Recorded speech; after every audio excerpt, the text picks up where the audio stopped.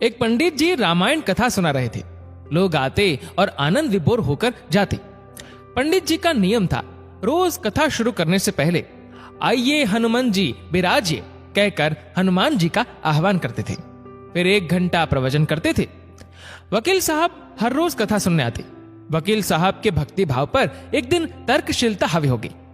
उन्हें लगा कि महाराज रोज आइए हनुमंत जी विराजिए कहते हैं, तो क्या हनुमान जी सचमुच आते होंगे? अतः वकील साहब ने पंडित जी से पूछ ही डाला, महाराज जी आप रामायण की कथा बहुत अच्छी कहते हैं, हमें बड़ा रस आता है, परंतु आप जो गद्दी प्रतिदिन हनुमान जी को देते हैं उस पर क्या हनुमान जी सचमुच विराजते हैं? पंडित जी ने कहा, हाँ ये मेरा व्यक्तिगत विश्वास है कि राम कथा हो रही हो तो हनुमान जी अवश्य पधारते हैं। वकील ने कहा, महाराज ऐसे बात नहीं बनेगी, हनुमान जी यहां आते हैं इसका कोई सबूत दीजिए। आपको साबित करके दिखाना चाहिए कि हनुमान जी आपकी कथा सुनने आते हैं। महाराज जी ने बहुत समझाया कि भैया आस्था को किसी सबूत की कसौटी पर नहीं कसना चाहिए। ये तो भक्त और भगवान के बीच का प्रेम रस है, व्यक्तिगत श्रद्धा का विषय है। आप कहो तो मैं प्रवचन करना बंद कर दूं या आप कथा में आना छोड़ दो। लेकिन वकील नहीं माना। वो कहता ही रहा कि आप कई दिनों से दावा करते आ रहे हैं, ये बात और स्थानों पर भी कहते होंगे, इसलिए महाराज आपको तो साबित करना होगा कि हनुमान जी कथा सुनने आते हैं। इस तरह दोनों के बीच वाद विवाद होता रहा। मौखिक संघर्ष बढ़ता चला गया।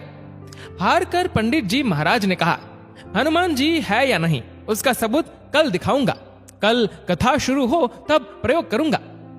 जिस गद्दी पर मैं हनुमान जी को विराजित होने को कहता हूं, आप उस गद्दी को आज अपने घर ले जाना, कल अपने साथ उस गद्दी को लेकर आना और फिर मैं कल गद्दी यहां रखूंगा। मैं कथा से पहले हनुमान जी को बुलाऊंगा, फिर आप गद्दी ऊंची उठाना। यदि आपने गद्दी ऊंची कर दी तो समझना कि हनुमान जी नहीं है। वकील इस कसौटी के लिए तैयार हो गया। पंडित जी ने कहा, हम दोनों में से जो पराजित होगा वह क्या करेगा इसका निर्णय भी कर ले, ये तो सत्य की परीक्षा है।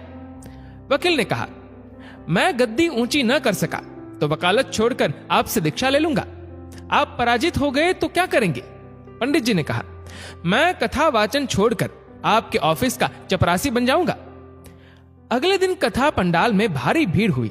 जो लोग रोजाना कथा सुनने नहीं आते थे वे भी भक्ति, प्रेम और विश्वास की परीक्षा देखने आए। काफी भीड़ हो गई, पंडाल भर गया। श्रद्धा और विश्वास का प्रश्न जो था। पंडित जी महाराज और वकील साहब कथा पंडाल में पधारे। गद्दी रखी गई। पंडित जी ने सजल नेत्रों से मंगलाचरण किया और फिर बोले, आइए हनुमान जी विराजिए। ऐसा बोलते ही पंडित जी के नेत्र सजल हो उठे।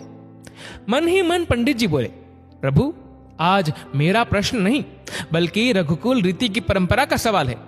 मैं तो एक साधारण जन हूं, मेरी भक्ति और आस्था की लाज रखना। फिर वकील साहब को निमंत्रण दिया गया, आइए गद्दी ऊंची कीजिए। लोगों की आंखें जम गईं। वकील साहब खड़े हुए। उन्होंने गद्दी उठाने के लिए हाथ बढ़ाया पर गद्दी को स्पर्श भी न कर सके। जो भी कारण रहा, उन्होंने 3 बार हाथ बढ़ाया किंतु तीनों बार असफल रहे। पंडित जी देख रहे थे। गद्दी को पकड़ना तो दूर, वकील साहब गद्दी को छू भी नहीं सके। तीनों बार वकील साहब पसीने से तरबतर हो गए। वकील साहब पंडित जी महाराज के चरणों में गिर पड़े और बोले, महाराज गद्दी उठाना तो दूर, मुझे नहीं मालूम कि क्यों मेरा हाथ भी गद्दी तक नहीं पहुंच पा रहा है, अतः मैं अपनी हार स्वीकार करता हूं। कहते हैं कि श्रद्धा और भक्ति के साथ की गई आराधना में बहुत शक्ति होती है। मानो तो देव नहीं तो पत्थर। प्रभु की मूर्ति तो पाषाण की ही होती है, लेकिन भक्त के भाव से उसमें प्राण प्रतिष्ठा होती है, तो प्रभु विराजते हैं। दोस्तों, आपके इस वीडियो के बारे में क्या राय है नीचे कमेंट करके जरूर बताएगा।